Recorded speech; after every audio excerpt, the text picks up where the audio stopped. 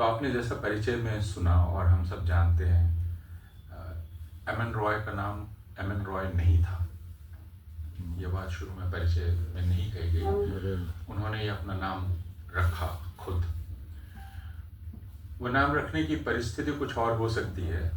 जिस परिस्थिति में एमएन रॉय थे, यानी शुरुआती क्रांतिकारी आंदोलन में, जैसे अनुशीलन में उनकी संलिप्तता, उसके बाद दूसरे क्रांतिकारी संगठन अनुशीलन के छिन्न भिन्न होने के बाद, और फिर भारत से बाहर अनेक देशों से होते हुए अमेरिका पहुंचना, क्योंकि वो भारतीय स्वाधीनता आंदोलन के लिए हथियारों की खोज कर रहे थे। लेकिन उस खोज के दौरान ही और शायद इस वजह से उन्होंने अपना नाम बदला होगा पोशीदा रहने के लिए, क्योंकि उनकी खबर मिल गई थी और अमेरिका में यह खबर छप भी गई थी कि वे आए हैं, और फिर वहाँ से भाग के उन्हें जाना पड़ा।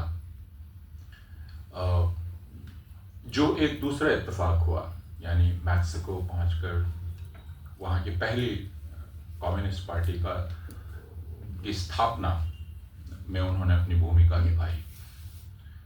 तो इस तरह भारत का एक व्यक्ति भारत से बाहर लैटिन अमेरिका में कम्युनिस्ट पार्टी की स्थापना करता है। यह हम सब लोगों के लिए बहुत फख्र का विषय होना चाहिए।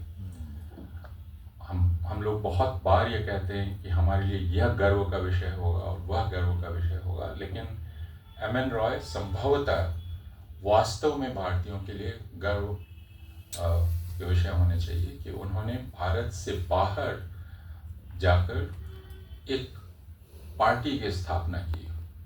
वो पार्टी कम्युनिस्ट पार्टी थी।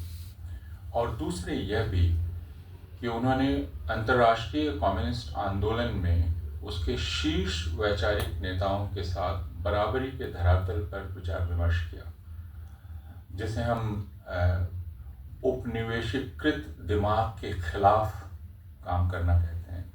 अगर उसके कुछ पहले उदाहरण लेने हो तो हम एमएन रॉय का नाम ले सकते हैं, जो बराबरी से अंतर्राष्ट्रीय नेताओं के साथ विचार विमर्श कर रहे थे। न सिर्फ विचार विमर्श कर रहे थे, बल्कि उनसे असहमति भी जाहिर कर रहे थे, और उस वक्त असहमति जाहिर कर रहे थे जब असहमति जाहिर करना खतरे से खाली नहीं था।